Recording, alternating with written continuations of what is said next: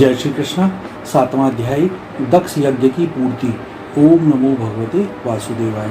श्री मैत्रेय जी कहते हैं, महाभाव विदुर जी, ब्रह्मा जी के इस प्रकार प्रार्थना करने पर भगवान शंकर ने प्रसन्नता पूर्वक हंसते हुए कहा, सुनिए।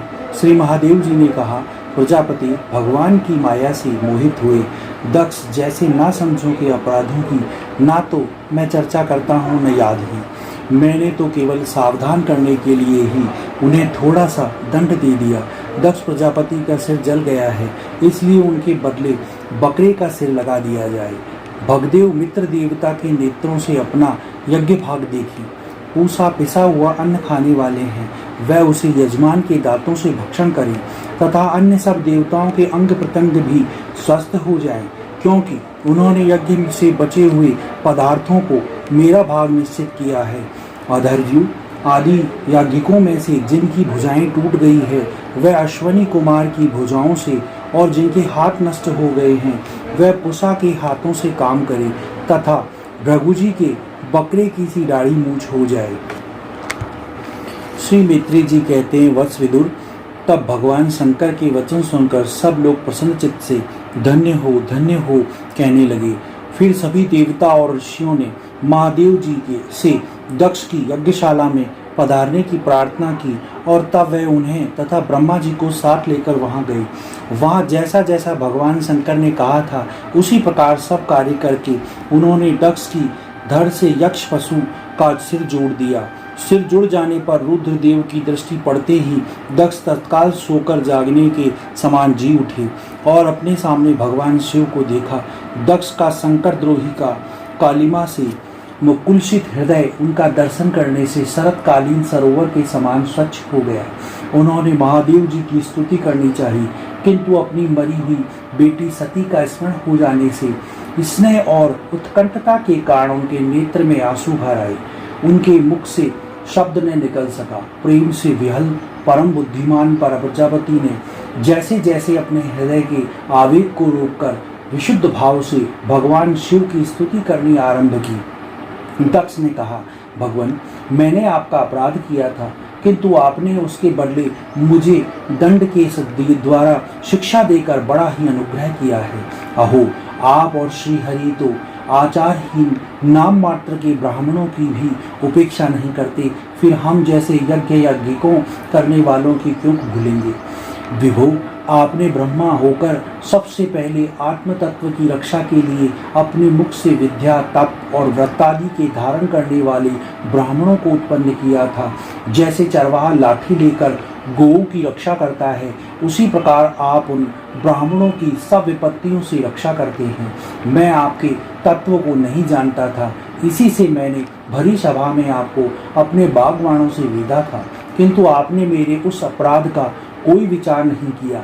मैं तो आप जैसे पूज्यतम महानुभावों का अपराध करने के कारण नरकादि नीच लोकों में गिरने वाला था, परंतु आपके अपनी करुणा भरी दृष्टि से मुझे उबार लिया। अब भी आपको प्रसन्न करने योग्य मुझ में कोई गुण नहीं है, बस आप अपने ही उदारतापूर्ण बर्ताव से मुझ पर प्रसन्न हो।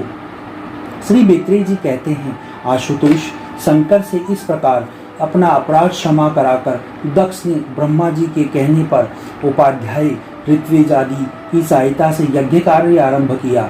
तब ब्राह्मणों ने यज्ञ संपन्न करने के उद्देश्य से रुद्रगण संबंधी भूत पिशाचों के संसर्ग जनित दोष की शांति के लिए 3 पात्रों में विष्णु भगवान के लिए तैयार किया हुआ पुरुडास नामक चरु का हवन किया। विदुर जी, उस हवि को हाथ में लेकर खड़े हुए अधर्वियों के साथ यजमान दक्ष ने जो ही विशुद्ध चित्त से श्री हरि का ध्यान किया, त्यों ही सहसा भगवान वहां प्रकट हो गए।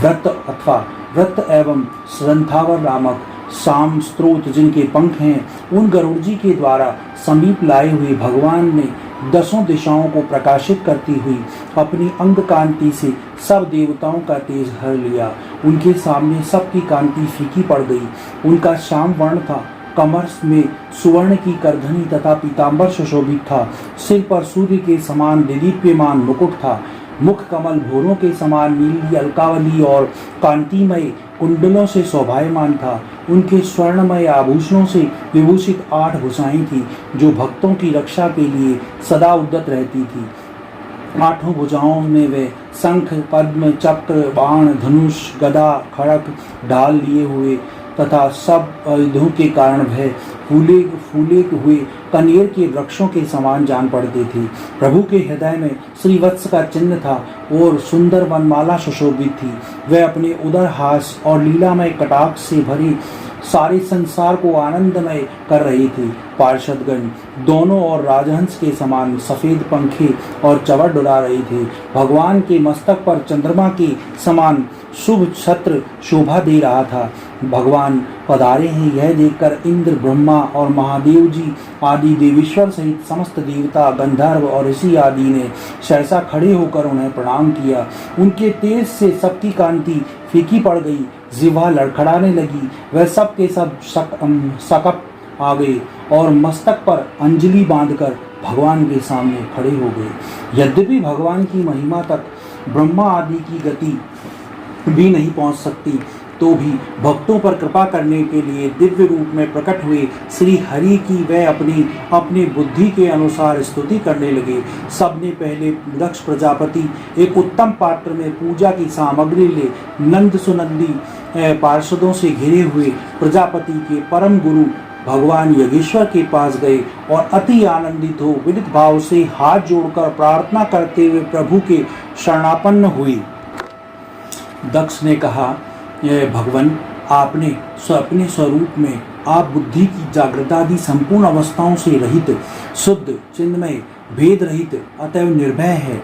आप माया का तिरस्कार करके स्वतंत्र रूप से विराजमान हैं। तथापि जब माया से ही जीव भाव को स्वीकार कर उसी माया में स्थित हो जाते हैं, तब अज्ञानी से दिखने लगते हैं। ऋत्विजों ने कहा, उपाधि रहित प्रभु, भगवान रुद्र के प्रधान अनुचर नंदीश्वर के शाप के कारण हमारी बुद्धि केवल कर्मकांड में ही फंसी हुई है। अतएव हम आपके तत्वों को नहीं जानते, जिसके लिए इस कर्म का ही यही देवता है। ऐसी व्यवस्था की गई है। उस धन प्रवृत्ति का प्रायोजक वेत्रय से प्रतिपादित यज्ञ को ही हम अपना स्वरूप समझते हैं। सदस्यों ने कहा, जीवों को आश्रय देने वाले प्रभु, जो अनेक प्रकार के कलेशों के कारण अत्यंत दुर्गम है, जिसमें काल रूप भयंकर सर्प ताक में बैठा हुआ है, द्वंद्व रूप अनेकों गड्ढे हैं, दुर्जन रूप जंगली जीवों का भय है तथा शोक रूप दवानल धधक रहा है। ऐसे विश्राम स्थल से रहित संसार मार्ग में जो अज्ञानी जीव कामनाओं से पीड़ित होकर विषय रूप मृग तृष्णा जल के लिए ही देह गह में सारी बोझा सिर पर लिए जा रहा है, वह भला आपके चरण कमलों की शरण में कब आने लगी। रुद्र ने कहा, वरदायक प्रभु, आपके उत्तम चरण इस संसार में सकाम पुरुषों को संपूर्ण पुरुषार्थों की प्राप्ति कराने वाले हैं, और जिन्हें किसी भी वस्तु की कामना नहीं है, वह निष्काम मुनिजन भी उनका आदर पूर्वक पूजन करते हैं। उनमें चित्त लगा रहने के कारण यदि अज्ञानी लोग मुझे आचार भ्रष्ट कहते हैं, तो कहें आपके परम अनुग्रह से मैं उनके कहने सुनने का कोई विचार नहीं करता। भृगु जी कहते हैं, आपकी गहन माया से आत्मज्ञान लुप्त हो जाने के कारण जो अज्ञान निद्रा में सोए हुए हैं, वह ब्रह्मादि देहधारी आत्मज्ञान में उपयोगी अनेकों तत्वों को अभी तक नहीं जान सके। ऐसा होने पर भी आप अपने शरणागत भक्तों के तो आत्मा और स्वहृदय है, अतः आप मुझ पर प्रसन्न होइए। ब्रह्मा जी कहते हैं, प्रभु, पृथक पृथक पदार्थों को जानने वाले इंद्रियों के द्वारा पुरुष जो कुछ देखता है, वह आपका ही स्वरूप नहीं है, क्योंकि आप ज्ञान, शब्दादि विषय, श्रोतादि इंद्रियों के अधिष्ठान हैं। वह सब आप में अध्यस्त है, अतएव आप इस मायामय प्रपंच से सर्वदा अलग है। इंद्र ने कहा, अच्युत, आपका यह जगत को प्रकाशित करने वाला रूप देवद्रोहियों का संहार करने वाली 8 भुजाओं से सुशोभित है, जिनमें आप सदा ही नाना प्रकार के आयुध धारण किए हुए रहते हैं। यह रूप हमारे मन और नेत्रों को परम आनंद देने वाला है। याज्ञिकों की पत्नी ने कहा, भगवान, ब्रह्मा जी ने आपके पूजन के लिए ही इस यज्ञ की रचना की थी, परंतु दक्ष पर कुपित हो जाने के कारण इसे भगवान पशुपति ने अब नष्ट कर दिया है। यज्ञमूर्ते शमशान भूमि के समान उत्सवहीन हुए उस उत्सव यज्ञ को आप नील कमल की सी कांति वाले अपने नेत्रों से निहार कर पवित्र कीजिए। ऋषियों ने कहा, भगवान आपकी लीला बड़ी ही अनोखी है, क्योंकि आप कर्म करते हुए भी उससे निर्लिप्त रहते हैं। दूसरे लोग वैभव की भूख से जिन लक्ष्मी जी की उपासना करते हैं, वह स्वयं आपकी सेवा में लगी रहती है, तो भी आप उनका मान नहीं करते, उनसे निष्प्रह रहते हैं। सिद्धों ने कहा, प्रभु यह हमारा मन रूप हाथी नाना प्रकार के कलेश रूप दवानल से दग्ध एवं अत्यंत तुषित होकर आपकी कथा रूप विशुद्ध अमृतमयी सरिता में घुसकर गोता लगाए बैठा है। वहाँ ब्रह्मानंद में लीन सा हो जाने के कारण उसे न तो संसार रूप दवानल का ही स्मरण है और न वह उस नदी से बाहर ही निकलता है। यजमान की पत्नी ने कहा, सर्व समर्थ परमेश्वर आपका स्वागत है, मैं आपको नमस्कार करती हूँ, आप मुझ पर प्रसन्न होइए। लक्ष्मीपते आप प्रिया लक्ष्मी जी के सहित आप हमारी रक्षा कीजिए। यज्ञेश्वर जिस समय सिर के बिना मनुष्य का धड़ अच्छा नहीं लगता, उसी प्रकार अन्य अंगों से पूर्ण होने पर भी आपके बिना यज्ञ की शोभा नहीं होती। लोकपालों ने कहा, अनंत परमात्मा आप समस्त अंतःकरणों के साक्षी हैं, यह सारा जगत आपके द्वारा ही देखा जाता है, तो क्या माइक पदार्थों को ग्रहण करने वाली हमारी इन नेत्रों आदि इंद्रियों से कभी आप प्रत्यक्ष हो सके हैं?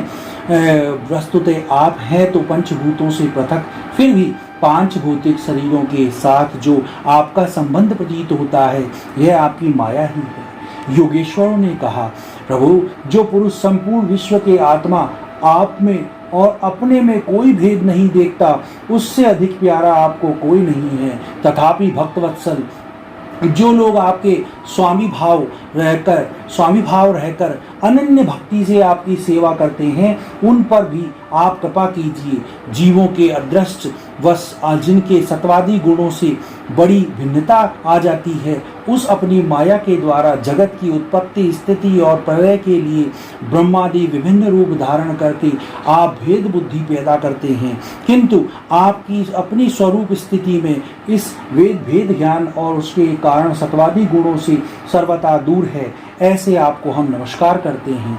ब्रह्म रूप वेद ने कहा, आप ही धर्मादि की उत्पत्ति के लिए शुद्ध सत्वमय को स्वीकार करते हैं, साथ ही आप निर्गुण भी हैं। अतः आपका तत्व न तो मैं जानता हूँ और न ब्रह्मादि कोई और ही जानते हैं। आपको नमस्कार है। अग्नि ने कहा, भगवान आपके ही तेज से प्रकाशित होकर मैं श्रेष्ठ यज्ञों में देवताओं के पास कृत मिश्रित हवि पहुंचाता हूँ। आप साक्षात यज्ञ पुरुष एवं यज्ञ की रक्षा करने वाले हैं। अग्निहोत्र, दर्श, पौर्णमास, चतुर्मास और पशु सोम, यह 5 प्रकार के यज्ञ आपके ही स्वरूप हैं, तथा आश्रावय, अस्तु, श्रोषट, यजे, ये यजामहे और व्रस्ट, इन 5 प्रकार के यजुर मंत्रों से आपका ही पूजन होता है। मैं आपको प्रणाम करता हूँ। देवताओं ने कहा, देव आप आदि पुरुष हैं। पूर्व काल का अंत होने पर आपके कार्य रूप इस प्रपंच को उदर में लीन कर आपने ही प्रलयकालीन जल के भीतर शेषनाग की उत्तम शैया पर शयन किया था। आपके आध्यात्मिक रूप स्वरूप को जनलोक निवासी सिद्धगण भी आपने अपने हृदय में चिंतन करते हैं। अहो वही आप आज हमारे नेत्रों के विषय होकर अपने भक्तों की रक्षा कर रहे हैं। गंधर्वों ने कहा, देव मारीची आदि ऋषि और यह ब्रह्मा, इंद्र और रुद्रादि देवतागण आपके अंशों के भी अंश है। महत्तम यह संपूर्ण विश्व आपके खेल की सामग्री है। नाथ ऐसे आपको हम सर्वदा प्रणाम करते हैं। विद्याधरों ने कहा, प्रभु परम पुरुषार्थ की प्राप्ति के साधन रूप इस महान मानव देह को पाकर भी जीव आपकी माया से मोहित होकर इसमें मैं और मेरेपन का अभिमान कर लेता है। वह दुर्बुद्धि अपने आत्मियों से तृष्ट होने पर भी असत विषयों की ही लालसा करता रहता है, किंतु ऐसी अवस्था में भी जो आपकी कथामृत का सेवन करता है, वह इस अंतःकरण के मोह से सर्वथा त्याग देता है। ब्राह्मणों ने कहा, भगवान आप ही यज्ञ हैं, आप ही हवि हैं, आप ही अग्नि हैं, और स्वयं आप ही मंत्र हैं, आप ही सविधा आकुशा और यज्ञ पात्र हैं, तथा आप ही सदस्य ऋत्विज यजमान और उनकी धर्मपत्नी आप ही हैं। पूर्व काल में आप ही अति विशाल वराह रूप धारण कर रसातल में डूबी हुई पृथ्वी को लीला से ही अपनी डाढ़ों पर उठाकर इस प्रकार निकाल लाए थे जैसे कोई गजराज कमलिनी को उठा लाए। उस समय आप धीरे धीरे गरज रहे थे और योगीगण आपका यह अलौकिक पुरुषार्थ देखकर आपकी स्तुति करते जा रहे थे। यज्ञेश्वर, जब लोग आपके नाम का कीर्तन करते हैं तब यज्ञ के सारे विघ्न नष्ट हो जाते हैं। आपका यह यज्ञ रूप सत्कर्म नष्ट हो गया था, अतः हम आपके दर्शनों की इच्छा कर रहे थे। अब आप हम पर प्रसन्न होइए, हम आपको नमस्कार करते हैं। श्री मैत्रेय जी कहते हैं, भैया विदुर, जब इस प्रकार सब लोग यज्ञ रक्षक भगवान ऋषिकेश की स्तुति करने लगे तब परम चतुर दक्ष ने रुद्र पार्षद वीरभद्र के साथ ध्वंस किए हुए यज्ञ को फिर आरंभ कर दिया। सर्वंतर्यामी श्री हरि यूं तो सभी के भागों के भोक्ता हैं, तथापि त्रिकाल पालक त्रिलोच रूप आप अपने भाग से और भी प्रसन्न होकर उन्होंने दक्ष को संबोधन करके कहा। श्री भगवान ने कहा, जगत का परम कारण मैं ही ब्रह्मा और महादेव हूँ। मैं सबकी आत्मा, ईश्वर और साक्षी हूँ तथा स्वयं प्रकाश और उपाधि शून्य हूँ। विप्रवर, अपनी त्रिगुणात्मिकता की माया को स्वीकार करके मैं ही जगत की रचना, पालन और संहार करता हूँ और मैंने ही उन कर्मों का अनुरूप ब्रह्मा, विष्णु और शंकर ये नाम धारण किए हैं। ऐसा जो भेद रहित विशुद्ध परब्रह्म स्वरूप मैं हूँ, उसी में अज्ञानी पुरुष ब्रह्मा, रुद्र और अन्य समस्त जीवों को भिन्न भिन्न रूप से देखता है। जिस प्रकार मनुष्य अपने सिर, हाथ आदि अंगों में मैं मुझसे भिन्न है ऐसी बुद्धि कभी नहीं करता, उसी प्रकार मेरा भक्त प्राणी मात्र को मुझसे भिन्न नहीं देखता। ब्राह्मण, हम ब्रह्मा, विष्णु और महेश्वर तीनों स्वरूपतः एक ही हैं और हम ही संपूर्ण जीव रूप हैं। अतः जो हमसे कुछ भी भेद नहीं देखता वही शांति प्राप्त करता है। श्री मैत्रेय जी कहते हैं, भगवान के इस प्रकार आज्ञा देने पर प्रजापतियों के नायक दक्ष ने उनका त्रिकालपा यज्ञ का पूजन करके फिर अंग, भूत और प्रधान दोनों प्रकार के यज्ञों से अन्य सब देवताओं का अर्चन किया। फिर एकाग्रचित हो भगवान शंकर का यज्ञ शेष रूप उनके भाग से यजन किया और तथा समाप्ति में किए जाने वाले उदवसान नामक कर्म से अन्य सोमपाई एवं दूसरे देवताओं का यजन कर यज्ञ का उपसंहार किया तथा अंत में ऋत्विजों के सहित अभ्रत स्नान किया। फिर जिन्होंने अपने पुरुषार्थ से ही सब प्रकार की सिद्धियां प्राप्त की थी, उन दक्ष प्रजापति को तुम्हारी सदा धर्म में बुद्धि रहे ऐसा आशीर्वाद देकर सब देवता स्वर्गलोक को चले गए। विदुर जी, सुना है कि दक्षता सती ने इस प्रकार अपना पूर्व शरीर त्याग कर फिर हिमालय की पत्नी मेना के गर्भ से जन्म लिया और फिर प्रलयकालीन लीन हुई शक्ति सृष्टि के आरंभ में फिर ईश्वर का ही आश्रय लेती है। उसी प्रकार अनन्य परायण श्री अंबिका जी ने इस जन्म में भी अपने एकमात्र आश्रय और प्रियतम भगवान शंकर को ही वर्ण किया। विदुर जी, दक्ष यज्ञ का विध्वंस करने वाले भगवान शिव का यह चरित्र मैंने बृहस्पति जी के शिष्य परम भागवत उद्धव जी के मुख से सुना था। कुरुनंदन श्री महादेव जी का यह पवन चरित्र यश और आयु को बढ़ाने वाला तथा पाप पुंज को नष्ट करने वाला है। जो पुरुष भक्तिभाव से इसका नित्य प्रति श्रवण और कीर्तन करता है वह अपनी पाप राशि का नाश करता है। 7वां अध्याय समाप्त। ओम नमो भगवते वासुदेवाय।